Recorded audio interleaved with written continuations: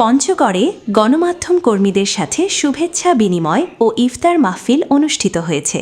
পঞ্চগড় থেকে আব্দুর রহিমের প্রতিবেদনে দেখুন বিস্তারিত।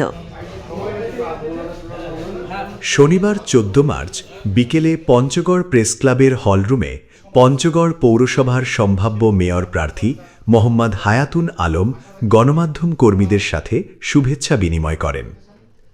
আরিফুল ইসলাম ইরানের সঞ্চালনায় ও পঞ্চগড় প্রেস ক্লাবের সভাপতি মোশাররফ হোসেনের সভাপতিত্বে বক্তব্য রাখেন সম্ভাব্য পঞ্চগড় পৌরসভার মেয়র প্রার্থী মোহাম্মদ হায়াতুন আলম।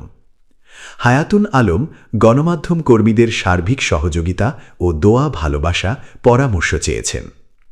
এ সময় পঞ্চগড় প্রেস ক্লাবের সদস্যসহ বিভিন্ন সংগঠনের নেতাকর্মীরা উপস্থিত ছিলেন। পরে দোয়া ও মোনাজাত করা হয়।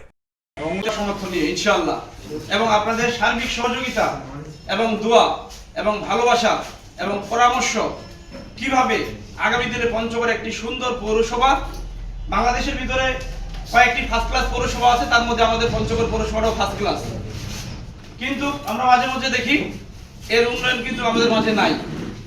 তাই আমাদের সরকারের পক্ষ থেকে যে উন্নয়ন হবে, আমরা পঞ্চগড় পৌরসভা সে উন্নয়ন ধারাবাহিক রক্ষার্থে আমরা কাজ করে যেতে চাই। তরুণরা পঞ্চগড় পৌরসভায় আলোকিত ড্রেনিং ব্যবস্থা, পর্যাপ্ত ধুলাবালি আছে সেটা নিরসনের ব্যবস্থা, পরিবেশ বান্ধব গাছ চারা রোপণ সহ ট্রেড লাইসেন্স বিহীন ব্যবসা বাণিজ্য যে সমস্যা এবং পঞ্চগড় বাজারে যানজট মুক্ত সহ নানা পরিকল্পনা নিয়ে ইনশাআল্লাহ আমি আপনাদের মাঝে হাজির হব।